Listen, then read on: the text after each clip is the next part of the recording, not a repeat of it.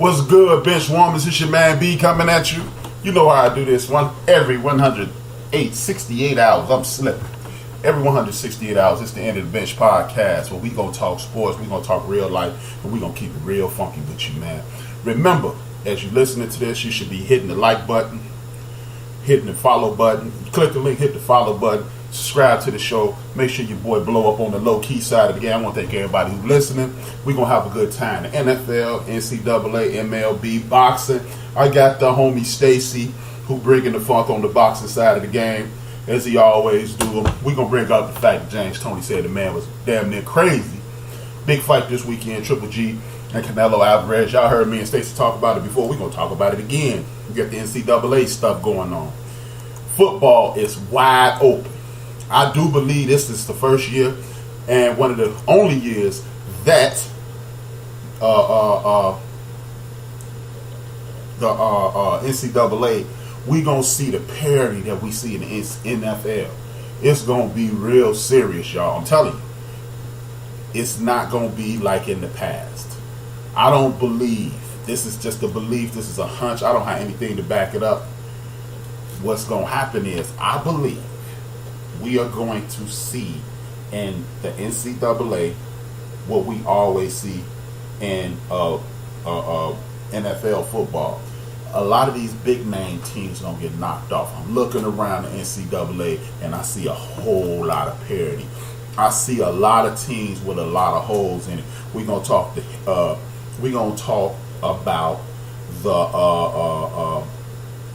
the Heisman Trophy. I'm slipping, man. What's going on with your boy today? Let me get a sip of water. Slow down. Let me slow down. Here we go. Okay, I'm being silly, but we're gonna talk about the Heisman Trophy. You know what? I got a brand new Supreme Court list. If anybody don't know what the Supreme Court is, that is the 9 best or worst, whatever the case may be. These top 9 and whatever I'm thinking of. It's an interesting list this week. This week I'm gonna do the most overrated players in the history of sports. Again, the most overrated players in the history of sports. They may have the numbers, they may have the cachet, they may have a lot of things, but it's not. I don't think they deserve the accolades that they get. When you're speaking about them, people be speaking about them with reverence. I don't think they deserve it. They may even deserve to be in the Hall of Fame. They may be great players, but when you start talking about all-time greats and stuff like this and this, that, and the third, I'm sorry, I'm not going. I repeat, I am not going. Now, with that being said, I'm going to start this off right at the top, man. The NFL was in full effect this weekend. There was a whole lot of good football going on. Man, we had a ball. If you watch football this weekend, you had a ball. Y'all know my stance on professional football. I have to pay attention because I am the host of a sports show. But I'm not watching for pleasure. And I know it's easy. Oh, man, you ain't watching for pleasure. Yeah, right. But I don't get excited anymore. Football, and the thing is, it's difficult because football is my favorite sport. Football is my all-time favorite sport. It's something that I could watch every week. I could watch football every day, all day. I could watch a high school football game, folks. Y'all know how it go. You know what? I ain't even getting people the means to get into contact with me. Look, I need you guys to follow me on social media. HRAP_B. HRAP_B on Instagram and Twitter. The show is The End of the Bench. THAENDOFDABENCH. The End of the Bench on Facebook. Follow both groups. Get in the chat room. Do a little smack talk with us. You can also follow the show as a fan. Hit like. I need you to do all these things, man. You know what? I may even open up the phone lines a little later. We gonna see. I don't know. It's a whole lot to talk about. But the team that I'm going to talk about first, we're going to do this in increments. I'm going to be bouncing all over the place. We're going to have a good time, man. I wonder if any of the chat room goons in here yet. Anybody in the chat room yet? Nah, y'all suck. It's cool. Good. Maybe ain't nobody listening right now. Y'all ain't hear all the mistakes I made. Now, with that being said, I'm going to start off right here with a game that I believe on the low-key side of the game, and I got a whole lot to talk about with this game. The Pittsburgh Steelers versus Cleveland Browns. Anybody who listens to the show before understands that the Cleveland Browns is my team. Every year there's a dark horse team, a team that no one saw coming, a team that nobody's paying attention to, and here we go. I believe this year's going to be the Cleveland Browns and the Cincinnati Bengals, the Chicago Bears, and I don't have another team in the AFC that we're going to watch out for. But I think those three teams are teams to keep an eye on. And we're going to talk about that right now, immediately. Now, you had the Cleveland Browns. They were down big. They down 10. Now, understand that you scoring in increments of 6 and 7, 6 and 3 in the NFL. 7 to get you an extra point, but 6 and 3 in the best situation. Now, so being down 10, that's only 2 scores going in the fourth quarter. With the type of talent that the Pittsburgh Steelers have, the type of coaching that the Pittsburgh Steelers have, and the legacy that the Pittsburgh Steelers have, there's no way in hell that the Pittsburgh Steelers should have lost this game. I repeat, there is no way in hell that the Pittsburgh Steelers should have lost this game, but yet still they did. How did they lose it? Tyrod Taylor, look. The Pittsburgh Steelers had 5 turnovers. I mean, the Cleveland Browns shouldn't have lost this game. The Pittsburgh Steelers had 5 turnovers. 1, 2, 3, 4, 5. It is next door to impossible. I repeat, it is next door to impossible to lose a football game when you have 0 turnovers and other team have 5. That's almost impossible to do, but yet still, the Cleveland Browns figured out a way to do it. Now, I know a lot of people sitting around, and I've heard it throughout the week, same old sorry-ass Browns. But it wasn't the same old sorry-ass Browns. Actually, the Browns were running around wild as hell. They were knocking people on their asses. They were doing their thing. They are the exact Cleveland Browns that I thought they would be. The only difference is this. Tyrod Taylor needs to step his game up, man. I'm going to need the homie Tyrod Taylor to step his MF game up. It was piss poor. I got a lot of faith in that brother. I'm rooting for him. He's my man, 100 grand. I'm rolling with you, Tyrod, but you cannot play like that and expect to be a starting quarterback in NFL, especially with that melanin on your body. Now, you can be like that and be a bunch of these other Rudies, but when the first pick in the draft is the dude that you keeping on the bench and they paying the man a little piece of change, they not gonna stand for that, Tyrod, and they rightfully so. Don't get me wrong. I mean, right is right and wrong is wrong. If you ain't playing up to par, you don't get a chance to play. That's just the way the world works. But outside of Tyrod Taylor playing piss poor, the biggest story to me is the fact that Big Ben Roethlisberger is washed up. Big Ben Roethlisberger, if you ask me, is one snap away from being Jay Cutler. Because y'all always want to kill Jay Cutler, calling him the pick six god and all that other nonsense that they was calling him. But at the end of the day, Ben Roethlisberger has had 2 5 interception games in the last 365 days.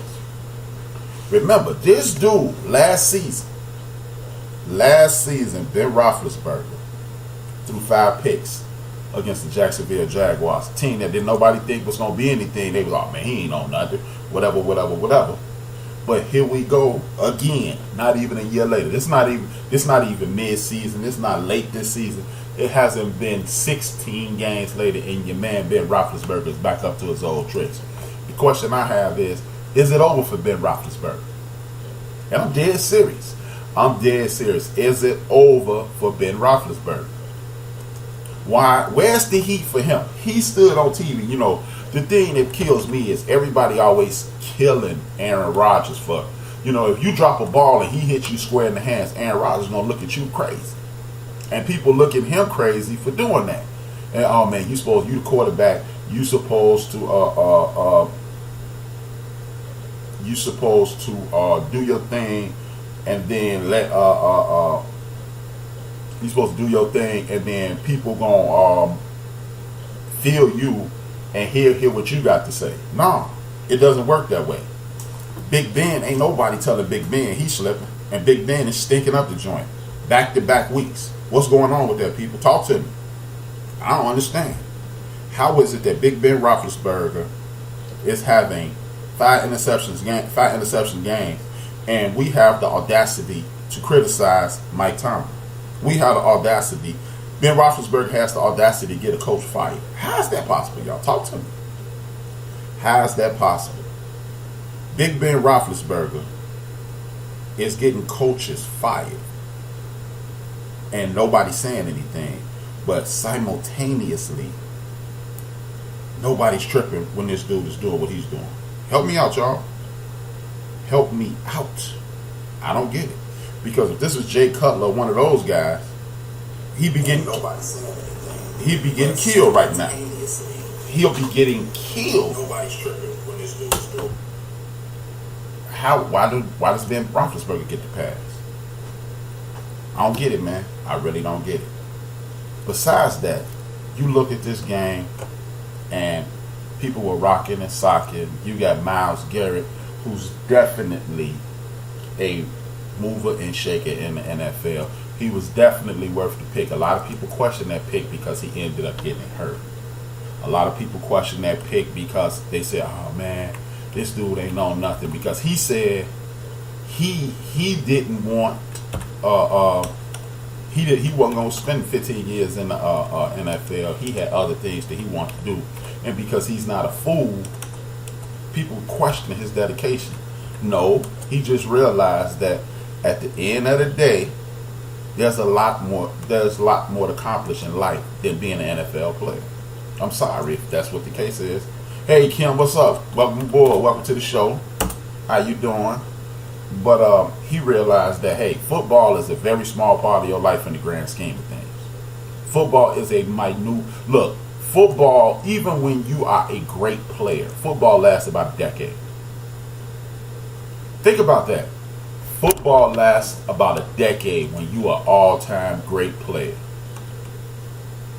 So this dude is making room for his life after football, and people question his dedication to football. No, he just got a dedication to his own personal life, and there's nothing wrong with that. And if you think there's something wrong with it, maybe there's something wrong with your life, because football is not going to last forever. You need to be able to you need to have something to do after football is gone.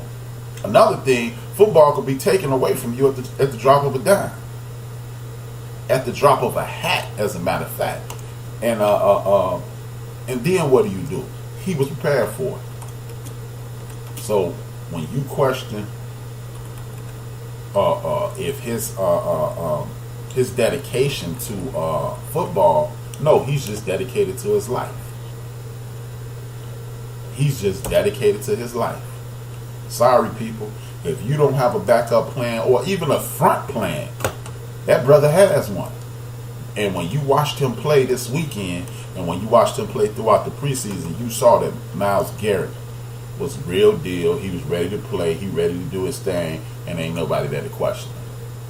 So when you're looking at football this week or next weekend or whatever, when you think about the homie Myles Garrett, realize that dude is on top of his business, and he is doing his thing, and he's extremely entertaining, and he don't care what you think. And I'm glad he don't, man, because at the end of the day, man, we got to stop assuming that these people owe us anything. They don't owe us anything. They don't. I'm sorry, y'all. They don't. They don't owe us a damn thing. They owe us entertainment value. These are these young men's lives. And if you're not willing to take care of them for the rest of their life after that, after you go on to the next weekend or the next whatever you're doing, don't question their dedication to it. Don't listen to these people on TV. Oh man, you're not dedicated, this, that, and the third. But anyway, back to the Cleveland Browns. The Cleveland Browns played a very good game. Tyrod Taylor did not hold them down, and it looked as if the Cleveland Browns